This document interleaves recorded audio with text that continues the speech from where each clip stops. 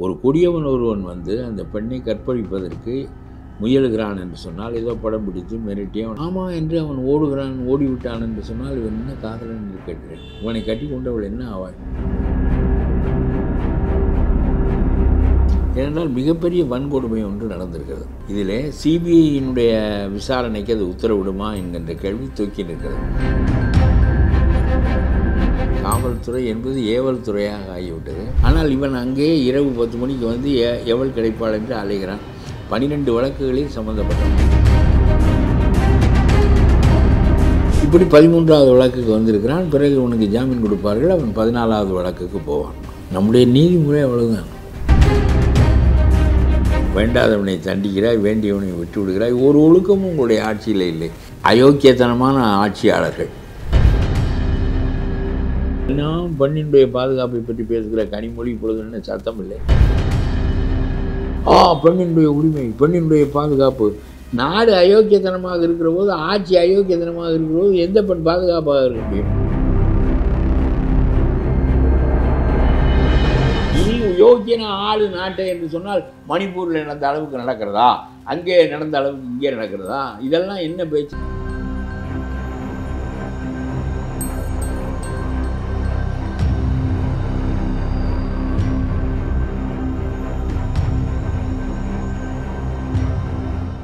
ரியலோ நேயர்களுக்கு வணக்கம். இன்று நம்மளுடைய நேர்காணலுக்கு முன்னாள் சட்டமன்ற உறுப்பினரும் தமிழ்நாடு தன்னுரிமை கழகத்தின் தலைவருமான திரு பல கருப்பையா அவர்கள் நினைச்சிருக்காங்க. சார் வணக்கம் சார், எப்படி இருக்கீங்க?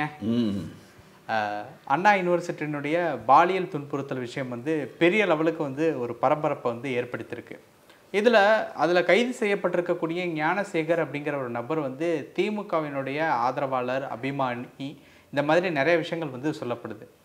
இப்போ திமுக காரர்கள் யாராவது ஒரு வழக்கிலையோ இந்த மாதிரியான விஷயங்களில் சிக்குனா அவங்கள தப்பிக்க வைக்கிறதுக்கு உண்டான வேலைகளை கட்சியே பண்ணுறதா சில தகவல்லாம் வந்து சொல்லப்படுது. அந்த தகவலை நீங்கள் நம்புறீங்களா? சில தகவல் என்ன, திமுகவினுடைய அடிப்படை குணாம்சமே அதுதான். இப்போ இவர் திமுகவாக இருக்கிறார், இவரை தப்ப வைக்கிறார் என்பதெல்லாம் ஒரு பக்கம் இருக்கட்டும். திமுக தோன்றிய காலத்திலிருந்து, ஆட்சிக்கு வந்த காலத்திலிருந்து இன்றைக்கு வரையிலும் தன்னுடைய கட்சிக்காரன் எல்லாம் தப்பானவனை தான் கட்சியில் சேர்த்து கொள்வார்கள், அவனைத்தான் வளர்ப்பார்கள். பிறகு அவன் மாட்டிக்கொண்டு விட்டால் அவனை காப்பதற்காகத்தான் கட்சி என்று நினைப்பார்கள். இத்தகைய இழிதகமையான அரசியல் திமுகவுக்கு இரத்தத்தில் உரிய அரசியல். ஆகவே இந்த சில சமயம் அப்படி பட்டும் படாமலும் சொல்லுகிறாயே, காப்பாற்ற முனைவார்களா என்று. இந்த ஆள் எதுவாக வேண்டுமானால் இருக்கட்டும், அதுதான் அவர்களுடைய அடிப்படையான குணாம்சம். ஆகவே அதில் ஒன்றும் வியப்பில்லை. ஆனால் அதனால தான் திமுகவினுடைய கைக்கு ஒரு முக்கியமான வழக்குகள் போவதை நீதிமன்றம் ஒப்புக்கொள்வதில்லை. இப்போ சுயமோட்டோவாக நீதிமன்றம் இந்த வழக்கை எடுத்துக்கொண்டு அதிகாரிகளை எல்லாம் கோர்ட்டுக்கு அழைத்திருக்கிறது. ஏனென்றால் மிகப்பெரிய வன்கொடுமை ஒன்று நடந்திருக்கிறது. இதில் சிபிஐயினுடைய விசாரணைக்கு அது உத்தரவிடுமா என்கின்ற கேள்வி தூக்கி நிற்கிறது. ஏன் அப்படி செய்ய வேண்டியது இருக்கிறது என்றால், நம்முடைய போலீஸ் அவ்வளவு சுமாராக போய்விட்டது. அது ஏவல் செய்கின்ற துறையாக ஆகிவிட்டது. காவல்துறை என்பது ஏவல் துறையாக ஆகிவிட்டது. அப்புறம் அவர்கள் அத்தகைய மோசமான போக்குடையவர்கள் ஆட்சியாளர்கள். நீதி, நியாயம், சட்டம், ஒழுங்கு இவற்றை பற்றிய கவலையை விட என்ன, ஒரு பெரிய கூட்டமாக ஆள்வது, கொள்ளையடிப்பது, நம்முடைய ஆட்களை காப்பாற்றி விடுவது, இதற்குத்தான் அதிகாரம் என்று நினைக்கிறவர்கள் அவர்கள். அதனாலே சிபிஐயினுடைய விசாரணை நடைபெற்றால் தான் இது ஒழுங்காக நடக்கும் என்று நம்புகிறவர்கள் நானும் ஒருவர். ஏனென்றால் சிபிஐ இவர்களுடைய அதிகாரத்திற்கு கட்டுப்பட்ட அமைப்பில்லை. ஆகவே உண்மையை கொண்டு வர அது உதவும். ரொம்ப மோசமான போக்கு. ஒரு பையனும் பெண்ணும் ஒருவரை ஒருவர் விரும்புகிறார்கள் என்பது இயற்கை. இரவு 10 மணிக்கு தனியாக உட்கார்ந்து கொண்டு பேசி கொண்டிருக்கிறார்கள் என்பது இயற்கை. ஒரு கொடியவன் ஒருவன் வந்து அந்த பெண்ணை கற்பழிப்பதற்கு முயலுகிறான் என்று சொன்னால் ஏதோ படம் பிடித்து மிரட்டி அவனை ஆமாம் என்று அவன் ஓடுகிறான், ஓடிவிட்டான் என்று சொன்னால் இவன் என்ன காதலன் என்று கேட்கிறேன். இவனை கட்டி கொண்டவள் என்ன ஆவாள்? ஓடுறான் நாயே என்று இவன் சொன்னால் அவன் ஓடிவிட்டான், அந்த பெண்ணை தனித்தனியாக விட்டுவிட்டு. இவன் அந்த பெண்ணை கற்பழித்து விட்டான். இது என்ன கொடுமை? நீ இருக்கின்ற வரையிலும் அவளுக்காக போராட வேண்டுமா இல்லையா? அப்புறம் அவன் மீறி செய்கின்றான், உன்னை விட முரணராக இருக்கிறான், அயோக்கியனாக இருக்கிறான், கத்தி வைத்திருக்கிறான், ஏதோ ஒன்று. நீ முயற்சியே பண்ணவில்லை, சொன்னவுடன் ஓடிவிட்டாய் என்றால் உன்னை என்ன காதல் இது? இதையெல்லாம் என்ன இப்படி ஒரு சமூகம் வளர்ச்சி அடைந்தால் யாரை வேண்டுமானாலும் கற்பழிக்கலாம். அவனுடைய பொண்டாட்டியே அந்த பல்கலைக்கழகத்தில் தான் வேலை பார்க்கிறான். ஆனால் இவன் அங்கேயே இரவு 10 மணிக்கு வந்து எவள் கிடைப்பாள் என்று அலைகிறான். 12 வழக்குகளில் சம்மந்தப்பட்டவன், 12 வழக்குகளில். இப்படி 13வது வழக்குக்கு வந்திருக்கிறான். பிறகு இவனுக்கு ஜாமீன் கொடுப்பார்கள். அவன் 14வது வழக்குக்கு போவான். நம்முடைய நீதிமுறை அவ்வளவுதான், நம்முடைய சட்ட அமைப்பு அவ்வளவுதான். நான் நீதிபதிகளை மட்டும் சொல்லவில்லை, இந்த சட்ட அமைப்பே அப்படித்தான். எதுவாக இருந்தாலும் சரி, கொஞ்ச நாள் சிறப்பு ஜாமீனில் வரலாம், பிறகு அடுத்த குற்றம் பண்ணுவான். ஒரு கொடியவன் பல முறை சிறைக்கு செல்கின்றவனாக இருக்கிறான், குற்ற வழக்கில் ஈடுபடுகிறான் என்று சொன்னால் அவனை ஏதாவது ஒரு இடத்தில் மடக்க வேண்டும், நீதிமன்றத்தில் சொல்ல வேண்டும், இவனுக்கு ஜாமீன் கொடுத்தீர்களே, ஆனால் அவன் திரும்ப போய் இன்னொரு குற்றம் செய்வான். ஆகவே இவனை இந்த விசாரணை முடிகின்ற வரையில் உள்ளே வையுங்கள் என்று சொல்வதற்கு சர்க்கார் வக்கீலுக்கு யோக்கியதை இல்லை. போலீஸ் அத்தகைய வலியுறுத்தலை ஏற்படுத்தவில்லை. அப்புறம் எப்படி பெண்கள் எல்லாம் நிம்மதியாக இருக்க முடியும்? நாடு முழுவதும் கேமரா வைத்துக்கொள்வது என்பது நடக்கின்ற வேலையிலே. சமூகத்தை பண்படுத்த வேண்டும். பண்பற்றவர்கள் நாடாளுகிற காரணத்தினால் சமூகம் பண்பட மறுக்கிறது. எப்பொழுதும் மன்னன் எவ்வளி அவ்வளி குடிகள், அவ்வளோதான். திருவுடை மன்னரை காணில் திருமாலை கண்டேன் என்று ஆழ்வார்கள் சொல்வார்கள். அது மாதிரி ஆளுகிறவனே யோக்கியனாக இல்லை, அவனுடைய மந்திரி பூராவும் அயோக்கியனாக இருக்கிறான். அவன் சிறைக்கு போகிறான், வருகிறான், அப்புறம் சுப்ரீம் கோர்ட்டுக்கு போய் தண்டனையை நிறுத்தி வைக்கிறான், மறுபடியும் வந்து மந்திரியாகிறான். இவனை விட்டால் வேறு ஆள் கிடையாது. சார், இந்த மாதிரியான ஒரு ஆட்சி நடக்கின்ற போது இந்த மாதிரியான கேடுகள் தான் நடக்கும். சார், இந்த ஒரு இடத்துல நேற்று காவல்துறையிலேருந்து அருண் அவர்கள், கமிஷனர் அவர்கள் வந்து பேசியிருக்காங்க. அவர் பேசும்போது சொல்லப்படக்கூடிய ஒரு விஷயம் என்ன அப்படின்னா வந்து, ஏதோ ஒரு விஷயத்தினால, ஏதோ ஒரு அழுத்தத்தினால வந்து ரொம்ப கண்ட்ரோல்டாக அவர் வந்து பேசுகிறாரு, பல உண்மைகளை மறைக்கிறாரு. இன்னொன்று எஃப்ஐஆர் வந்து எப்படி போட்ட எஃப்ஐஆர் வெளியில் வந்துச்சு, இந்த மாதிரியான கேள்விகளுக்கு வந்து ரொம்ப பெண்ணுடைய பாதுகாப்புக்காக அந்த செய்தி வெளியிடப்படக்கூடாது என்று சட்டத்தில் வைத்திருப்பது சரியானது தான். ஏனென்றால் பின்னால் அந்த பெண்ணுக்கு ஒரு வாழ்க்கை இருக்கிறது. ரொம்ப கேவலப்பட்டு நாரி போய்விட்டால் பின்பு அந்த பெண்ணுக்கு வாழ்க்கை அமையாமல் போய்விடுவதனால் அதை மூடி மறைத்து நாம் விசாரணையை கூட ரகசியமாக செய்ய வேண்டும் என்கின்ற அளவுக்கு வைத்திருப்பது என்பது சரியான பார்வை தான். அது இவர்கள் வெளியிட்டு விட்டார்கள் என்பது ஒரு பக்கம் இருக்கட்டும். யோசித்து தான் பேசுவார். ஏதாவது நாம் சொல்லிவிட்டால் ஆட்சியினர் நம்மை தூக்கி வேறு இடத்துக்கு அடித்து விடுவார்கள் என்கின்ற காரணத்தினால் அவர் யோசித்து தான் பேசுவார். நான் சொல்கிறேன், இவர்கள் கையிலிருந்து சிபிஐ கைக்கு நம்முடைய நீதிமன்றம் இந்த வழக்கை மாற்ற வேண்டும். அப்பொழுதுதான் அந்த ஆள் 12 முறை தவறு செய்கின்றவனை திரும்ப திரும்ப தவறு செய்ய அனுமதித்து அவனை உலகத்தில் நடமாட விட்டு இந்த போலீஸ் இதை பார்த்து கொண்டிருக்கிறது என்று சொன்னால் இந்த சட்டம் ஒவ்வொரு தரமும் ஜாமீன் கொடுக்கும். அவன் 6 வழக்கில் விடுபட்டிருக்கிறான். எவ்வளவு அயோக்கியனாக இருக்கிறான் பாருங்கள். ஒரு பெண், அதில் வேறு யாரோ பெரிதாக சம்மந்தப்பட்டிருக்கிறார்கள் என்றெல்லாம் சொல்லுகிறார்கள். ஆகவே அது யாரும் கணிக்க முடியுது அவங்களால? இல்லை, கணிக்க முடியவில்லை, அதெல்லாம் முக்கியமில்லை. ஆனால் இந்த உலகம் ரொம்ப கேவலமாக பாதுகாப்பற்றதாக ஆகிவிட்டது என்பது தான் இதில் உள்ள பெரிய. எந்த பெண்ணும் நிம்மதியாக வெளியே போய்விட்டு வர முடியாது. எந்த ஒருவனும், ஒரு மூதாட்டி அவர் 2 பவுன் சங்கிலி போட்டு வந்திருக்கான், அதுக்காக அவளை கொலை செய்துவிட்டு அந்த சங்கிலியை எடுத்து கொண்டு போகிறான். இந்த மாதிரியான ஒரு இரக்கமற்ற நிலைமை இதற்கு முந்தைய சமூகங்களில் இருந்ததில்லை. எல்லா பண்புகளும் கெட்டுவிட்டான். ஆளுகிறவன் பண்பு கெட்டுவிட்டால் பிறகு ஆளப்படுகின்றவனுடைய பண்பு உறுதியாக கெடும். ஓகே, அதனால தான் இது போன்ற கொடுமைகள் நடக்கின்றன. இன்னொன்று சொல்லுகிறேன், 8 லட்சம் வழக்குகள் என்னுடைய காலத்தில் பதிவு செய்யப்பட்டன என்று எடப்பாடி சொல்லுகிறார். குற்ற வழக்குகள் 8 லட்சம் வழக்குகள் பதிவு செய்யப்பட்டன. இப்பொழுது ஸ்டாலின் காலத்தில் 2 லட்சம் வழக்குகள் தான் பதிவு செய்யப்படுகின்றன என்றால் இந்த சமூகத்தில் 6 லட்சம் பேர் திருந்தி விட்டார்களா, ரொம்ப பண்புடையவர்களாக மாறிவிட்டார்களா, அல்லது இந்த அரசு ஒரு தகுதியற்ற அரசு, அது செய்ய வேண்டிய கடமையை செய்ய தவறுகிறது, ஆகவே இது குற்றவாளிகளுக்கு உடந்தையான அரசு என்று பொருளாம் என்கின்ற கேள்வி எழுகிறது. 8 லட்சம் 10 லட்சம் ஆவதற்கு வாய்ப்புண்டதே இவருடைய ஆட்சியில். 8 லட்சம் எப்படி 2 லட்சம் ஆகும்? ஒரு போலீஸினுடைய கடமையை செய்யவில்லை, ஆட்சியினர் அந்த கடமையை செய்ய விடுவதில்லை. ஆகவே படிப்படியாக இந்த 6 லட்சம் பேரும் போலீஸினுடைய அரசினுடைய கண்ணில் படாமல் அவர்கள் வேறு பக்கங்களிலே உலாவி கொண்டிருக்கிறார்கள். அவர்கள் என்னென்ன கொடுமை செய்ய போகிறார்கள் என்பதை காலம் வெளிப்படுத்தும். இந்த ஒரு பிரச்சனையில் வாழ தகுதியற்ற நாடாக ஆகிவிட்டது என்பதுதான் என்னுடைய கருத்து. இந்த ஒரு பிரச்சனையில் ஏடிஎம்கே எதிர்கட்சியாக வந்து இன்னும் வந்து ஸ்கோர் பண்ணியிருக்கலாமோ? நேற்று வந்து அண்ணா யூனிவர்சிட்டிக்கு முன்னாடி வந்து கண்டன போராட்டம்லாம் வந்து நடத்தினாங்க. இந்த ஸ்கோர் பண்ணுவது அது இதெல்லாம் இந்த பத்திரிகைக்காரன் யூடியூப்பில் சில பேர் பேசுகிறார்களே, அவர்கள் பேசுகிற பேச்சு என்ன ஸ்கோர் பண்ணுவது? ஒரு தவறு நடக்கிறது என்றால் அந்த தவறை கண்டிப்பதற்கும் ஆளுங்கட்சிக்கு அழுத்தம் கொடுப்பதற்கும் தான் எதிர்க்கட்சி இருக்கிறது. சரி, ஏதோ போய் ஆர்ப்பாட்டம் செய்கிறார்கள். நாம் என்ன செய்தாலும் என்ன பேசினாலும் இப்பொழுது நாம் இருவரும் பேசுவதும் கூட அரசாங்கத்திற்கு ஒரு அழுத்தம் தான். ஆனால் இந்த அழுத்தமெல்லாம் அதுக்கு உரைப்பதில்லை.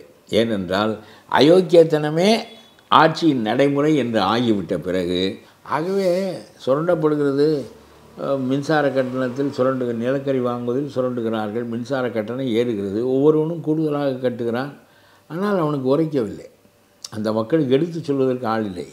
நீ ஏன் அதிக மின்சார கட்டணம் கட்டுகிறாய் என்றால் அவன் நிலக்கரியில் கை வைக்கிறான், அதனாலே நீ கட்டுகிறாய். ஆகவே இவனை மறுபடியும் ஆட்சியில் வைத்தால் நீ மின்சார கட்டணம் கூடுதலாக கட்ட வேண்டும், சொத்து வரி கூடுதலாக, எல்லாமே நீ கூடுதலாக கட்ட வேண்டும். அதில் பாதி தான் மக்களுக்கு பயன்படும். இதை எடுத்து சொல்லி இந்த மக்களுக்கு புரிய வைப்பதற்கு ஆள் இல்லை. ஏனென்றால் அவர்கள் வாக்களிக்கின்ற போது ஜாதி அடிப்படையில் வாக்களிக்கிறார்கள். முஸ்லீம்களைப் போல மோடி எதிர்ப்பு ஒன்றை அடிப்படையாக வைத்தே வாக்களிக்கிறார்கள். இந்த ஜாதி அவனுக்கு அளித்தால் அந்த ஜாதி இவனுக்கு அளிப்பது என்று சொல்லி, ஆகவே இந்த நாட்டில் ஒரு நல்லாட்சி ஏற்படுவதற்கான வாய்ப்பும் வழிமுறையும் இல்லாமல் போய்விட்டது. யாரும் நல்லவர்கள் தலை தூக்க விடாமல் செய்கிறார்கள். இந்த இடத்துல அண்ணாமலை அவர்கள் வந்து அந்த சாட்டையடி இந்த மாதிரியான ஒரு விஷயங்களை எடுத்தது வந்து பெரிய லெவலில் வந்து பேசப்பட்டிருக்கு. அப்படிங்கிறதுனால இந்த ஒரு, அதாவது இந்த அண்ணா பல்கலைக்கழகத்தில் நடந்த இந்த பாலியல் துன்புறுத்தல் அப்படிங்கிறது, கோவணம் கட்டாத ஊரில் கோவணம் கட்டியன் பைத்தியக்காரன் என்பது போல இந்த அண்ணாமலை வந்து சவுக்கு எடுத்து கொடுக்குறார் என்றால் அது கவனத்தை ஈர்ப்பதற்காக இவர்கள் செய்கின்ற வேலை. இந்த சின்ன பிள்ளைகளை கண்டித்தால் தரையில் விழுந்து பிறடும், போய் முட்டிக்கொள்ளும். உடனே அப்புறம் தாய் வருத்தப்பட்டு இந்த பிள்ளையை வந்து தூக்குவாள். என்ன, அந்த தாயை பயமுறுத்துவதற்கு அந்த பிள்ளை இந்த போக்குகளை கையாளும். சின்ன பிள்ளைகள் 2 வயசு 3 வயது. திமுக ஆட்சியை அகற்றுவது என்பது உண்கையில் உள்ள ஒன்றில்லை. நாட்டினுடைய பண்பாடு குலைந்திருக்கிறது. நாட்டிலே நல்ல செய்திகளை எடுத்து சொல்வதற்குரிய தலைமைகள் இல்லை. எந்த ஒன்றும் நியாயத்தின் அடிப்படையில், நெறியின் அடிப்படையில், ஒழுக்கத்தின் அடிப்படையில், கொள்கைகளின் அடிப்படையில் எந்த விதமான விவாதங்களும் இந்த நாட்டிலே இல்லை. ஆகவே இதெல்லாம் மக்களிடம் மாற வேண்டும் என்று சொன்னால், நீ ஒரு புது கட்சி, புதிதாக வந்திருக்கிற தலைமை, என்ன போக்கை மாற்றினாய் நீ மதவாத அரசியலை நடத்தி அது ஒரு பகுதியினரை பாதிக்கின்ற செயலை செய்கின்ற காரணத்தினால் அவர்கள் உனக்கு எதிராக ஓட்டு போடுவதே வாழ்க்கை கடமை என்று முஸ்லீம்களும் கிறிஸ்தவர்களும் நினைக்கிறார்கள். இப்படி இந்த பாகுபடுத்தப்படுகின்ற போக்குகள் மற்றவையெல்லாம். இப்பொழுது நீ என்ன செய்கிறாய்? சவுக்கு எடுத்து அடித்து கொடுக்குறாய், என்ன ஆக போகிறது? செருப்பு போடாமல் இருக்க போகிறாய், என்ன ஆக போகிறது? 48 நாள் விரதம் காக்க போகிறாய், என்ன ஆக போகிறது? இதெல்லாம் முருகனுக்கு அந்த சஷ்டிகை பூஜை செய்கிறவர்களெல்லாம் செய்யக்கூடிய ஒன்று தான். அது தனிமனித மேம்பாட்டுக்காக, இறைவனை வசப்படுத்தி கொள்வதற்காக செய்கிறார்கள். நீ இப்பொழுது யாரை வசப்படுத்துவதற்கு செய்கிறாய்? அவன் அயோக்கியத்தனமான ஆட்சி நடக்கிறது. அவன் நீ என்ன செருப்பு போட்டாலும் போடாவிட்டாலும் அவன் அதை பற்றிலாம் கவலைப்பட மாட்டான். நமக்கு உண்டியல் நிரம்புகிறதா? அதுதான் கொள்கை. அந்த உண்டியல் நிரம்புவதை வைத்து அவனால் 4 கட்சியை தன்னோடு சேர்த்துக்கொள்ள முடியும். அவனுக்கு வடிவாயத்தோடு சோறு போட்டு தச்சனையும் வைத்தால் அவன் கொள்கையை விட்டு இவனுக்கு ஜால்ராடிக்கிறான். ஓகே, இப்போது திமுகவினுடைய இந்த ஒரு ஆட்சியில் அந்த சம்பவத்தில் சொல்லப்படக்கூடிய ஒரு விஷயங்கள்லாம் எப்படி பார்க்குறீங்க? சிசிடிவி ஒர்க் ஆகலை. இன்னொரு பக்கம் வந்து கோவிச்செழியன் அமைச்சர் என்ன சொல்கிறார் அப்படின்னா, இந்த ஒரு சம்பவம் கண்டிப்பாக துரதிருஷ்டவசமானது தான் அப்படின்ட்டு வந்து சொல்லப்படக்கூடிய விஷயங்கள். துரதிருஷ்டவசமானது அந்த சிசிடிவி கேமரா நாடு முழுவதையும் சிசிடிவி கேமராக்களை வைத்து நீங்கள் பாதுகாத்து விட முடியாது. நாட்டிலே பண்புகளை, ஒழுக்கங்களை, நேர்மைகளை அல்லது தவறான மனிதர்களை கடுமையாக தண்டிப்பதன் மூலம் அவர்களை அச்சுறுத்தி நாட்டை கட்டுக்குள் வைத்துக்கொள்வது போன்ற நிலைகளையெல்லாம் நீங்கள் கையாளாமல், எல்லாமே சிசிடிவி கேமரா நாடு முழுவதும், கன்னியாகுமரியிலிருந்து சென்னை வரையிலும் அவ்வளோ இடத்திலும் சிசிடிவி கேமரா வைத்து வேண்டாதவனை தண்டிக்கிறாய், வேண்டியவனை விட்டு விடுகிறாய். ஒரு ஒழுக்கமும் உங்களுடைய ஆட்சியில் இல்லை. அயோக்கியத்தனமான ஆட்சியாளர்கள். அவர்கள் அயோக்கியத்தனமாக அதிகார வர்க்கத்தை மாற்றிவிட்டார்கள். இந்த பத்திரிகைக்காரனெல்லாம் விளம்பரத்துக்கு விலை போகிறான். அவனிடம் இந்த ஜனநாயகத்தை காக்கவோ மக்களுக்காக பேசவுமான நெறிமுறை இல்லை. நீதிமன்றங்கள் இப்படி 12 தடவை ஜாமீன் கொடுத்து அவனை போக வைத்து வர வைத்து, இப்படியே குற்றம் செய்தவன் மேலும் குற்றம் செய்வதற்கான முறைகள் தான் நம்முடைய நீதிகளிலே நடக்கின்றனவே தவிர, ரொம்ப கொடுமை. 12 தடவை குற்றப்பட்டியலில் இருக்கின்ற ஒருவனை எப்படி கடுமையாக நடத்த வேண்டும்? ஒரு முறை அல்ல. அவன் குற்றம் செய்வது தற்செயலானதல்ல. குற்றம் செய்வதை அவன் வாடிக்கையாக கொண்டிருக்கிறான். அவனை எப்படி நடத்த வேண்டும்? நம்முடைய நீதிமுறை நடத்தவில்லையே. அவன் 12ஆம் முறை வெளியே வந்து கற்பழிக்கிறான். பிறகு மறுபடியும் ஜாமீனில் வெளியே வந்து கொலை செய்வான். எல்லாமே கெட்டுப்போன ஒரு அமைப்பில் இதுதான் நடக்கும். அந்த உள்ள இருந்த அந்த நபர் யாரு சார் அப்படிங்கிறது ஒரு அதெல்லாம் யாருக்கு தெரியும்? இது அவன் சொன்னால் தெரியும். பிறகு சிபிஐ கையில் விசாரணையை கொடுத்தால் அவர்கள் எல்லாவற்றையும் வெளியே கொண்டு ஒன்றுதான். இல்லை அது தவிர உங்கள் கையில் கொடுத்தா நீ அயோக்கியத்தனமான ஆட்சி நடத்துகிறாய், போலீஸை கெடுத்து வைத்திருக்கிறாய். ஆகவே நீ என்ன விரும்புகிறாயோ அதைத்தான் போலீஸ்காரன் செய்வானே தவிர நீதியாக அவனை தண்டிப்பான் என்று எதிர்பார்க்க முடியாது. இவன் இன்னும் 10 பெண்ணை கெடுப்பான். இவன் போயிட்டு 12 முறை அவன் வெளியே வந்திருக்கிறான் குற்ற வழக்கில். 13ஆவது முறையும் வெளியே வருவான், இன்னொரு பெண்ணை கெடுப்பான். அவனுக்கு அதெல்லாம் அச்சம் இல்லை. அவனுக்கு ஒரு பெண்டாட்டி அங்கேயே வேலை பார்க்கிறார். அவராவது இவன் ஒரு கணவன் என்று நினைக்கின்ற தன்மை இல்லை. என்ன எல்லாம் இப்படித்தான் நடக்கிறது. ஒரு பண்பும் ஒரு நாணயமும் ஒரு நேர்மையும் இல்லாத நாட்டிலே இது போன்ற கொடுமைகள் நடக்கும். பெண்கள் பாதுகாப்பாக இருக்க முடியாது. தினம் பெண்ணினுடைய பாதுகாப்பை பற்றி பேசுகிற கனிமொழி இப்பொழுது என்ன சத்தம் இல்லை? பெண்ணினுடைய உரிமை, பெண்ணினுடைய பாதுகாப்பு. நாடு அயோக்கியத்தனமாக இருக்கிற போது, ஆட்சி அயோக்கியத்தனமாக இருக்கிற போது எந்த பெண் பாதுகாப்பாக இருக்க முடியும்? பெண் பாதுகாக்கப்பட்டால் தான் அவள் சிறப்பாக இருக்க முடியும். அதான் அவங்களே சொல்கிறாங்களே, பெண் பாதுகாப்பு கண்டிப்பாக உறுதி செய்யப்படும் அப்படின்னு. உறுதி செய்யப்படும். ஆட்சிக்கு 4 ஆண்டுகள் ஆகிவிட்டது, இனிமேல் உறுதி செய்யப்படும். இதுவரையிலும் உறுதி செய்து விட்டீர்கள். இது ஒரு பேச்சு. நீ ஆண்டால் உறுதி செய்யப்படும், மற்றவன் ஆண்டால் சட்டம் ஒழுங்கே இல்லை, பெண்ணுக்கு பாதுகாப்பே இல்லை. இது ஒரு பேச்சு. இல்லை, மணிப்பூரில் நடந்தப்போ நாங்கள் கண்டிப்பாக உடனே மணிப்பூருக்கு போங்க, இல்லைன்னா பர்மாவில் நடக்கிற நிகழ்ச்சிக்கு போங்க. நீ யோக்கியன ஆளு நாட்டை என்று சொன்னால் மணிப்பூரில் நடந்த அளவுக்கு நடக்கிறதா?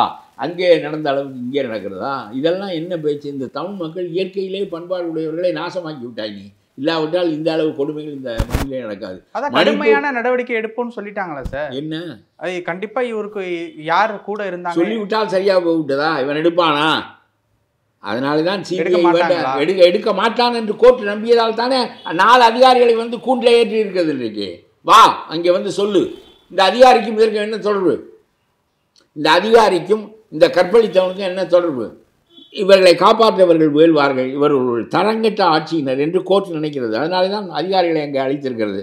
சிபிஐ விசாரணை வருமா என்கின்ற கேள்வி ஏன் தூக்கி நிற்கிறது என்றால், இந்த போலீஸ்காரர்களும் சிபிஐயில் இருக்கிறவங்க போலீஸ்காரன் தான்.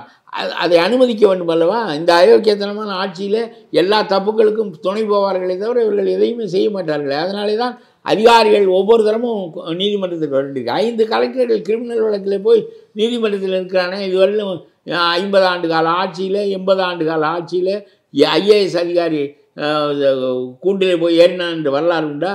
அவனும் சேர்ந்து கொள்ளையடிக்கிறான், அவனும் சேர்ந்து பங்கு கொடுக்குறான். இப்படி நாட்டையே நாசமாக்கி விட்டீங்களா? அப்புறம் உறுதி கொடுத்து விட்டான், நடவடிக்கை எடுப்போம் என்று உறுதி கொடுத்து விட்டார். பெரிய யோக்கியம் நடவடிக்கை எடுப்பான் என்று உறுதி கொடுத்து விடுவான். இப்போது உதயநிதி ஸ்டாலின் அவர்கள் அந்த அண்ணா யூனிவர்சிட்டியில் ஒரு பொறுப்பில் இருக்காங்க. இன்னொரு பக்கம் பார்க்கும்போது ஸ்டாலின் அவர்கள் என்ன சொல்கிறாங்க அப்படின்னா, கண்டிப்பாக இந்த மாதிரியான பாலியல் வன்கொடுமைகள்லாம் இனி வரும் நாட்களில் நடக்காத அளவுக்கு ஒரு கடுமையான நடவடிக்கைகளை எடுப்போம் அப்படிங்கிறத ரொம்ப ஸ்ட்ராங்காக சொல்கிறப்போ நம்ம எப்படி அதை நம்பாமல் இருக்கலாம் அப்படிங்கிறத பிரியாணி. சரி விடு, அப்புறம் என்ன பண்ணுறது?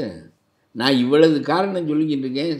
கோர்ட்டு ஏன் இந்த அரசாங்கத்தின் மீது நம்பிக்கை இல்லாத காரணத்தினாலே தானே அதிகாரிகளை சுயமோட்டோவாக எடுத்து அங்கே வரவழைக்கிறது என்று நான் சொல்லுகிறேன்.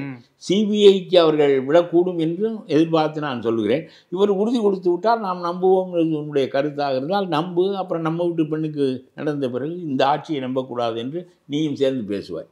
காந்தி உண்ணாவிரதம் இருப்பார், சாகுமுறை உண்ணாவிரதம் என்று சொல்லிவிட்டால் சொன்னது தான். பிறகு ஆட்சி மாற வேண்டும், இல்லாவிட்டால் மக்கள் மாற வேண்டும். மக்களுக்காக உண்ணாவிரதம். அவ்வளோ பெரிய நாடு, அவ்வளோ பெரிய மக்கள், அத்தனை கோடி மக்களும் ஒடுங்குவார்கள். காந்தியினுடைய உயிர் போய்விடக்கூடாது என்று இந்து முஸ்லீம் பிரச்சனைக்கு உண்ணாவிரதம் இருக்கிறாரு. அது என்ன அரசாங்கத்தை எதிர்த்ததா? அது நீங்களெல்லாம் ஒரு ஒழுங்குக்கு வரவில்லை என்றால் இதை பார்த்து கொண்டிருக்க நான் தயாராக இல்லை, சாவதற்கு தயாராக இருக்கிறேன் என்று சொன்னால் இந்துக்களும் அடங்குகிறார்கள், முஸ்லீம்களும் அடங்குகிறார்கள். அது தன்மை. அப்போ இந்த ஆட்சியை அகற்றணும்னா என்ன பண்ணணும்? ஆட்சியை இந்த மாதிரியான ஆட்சி போய் நல்ல ஆட்சி வர வேண்டும் என்பதற்காகத்தானே நாம் எதிர் அரசியல் நடத்துகிறோம். என்ன செய்ய வேண்டும் என்றால் அதைத்தானே செய்து கொண்டிருக்கிறோம்.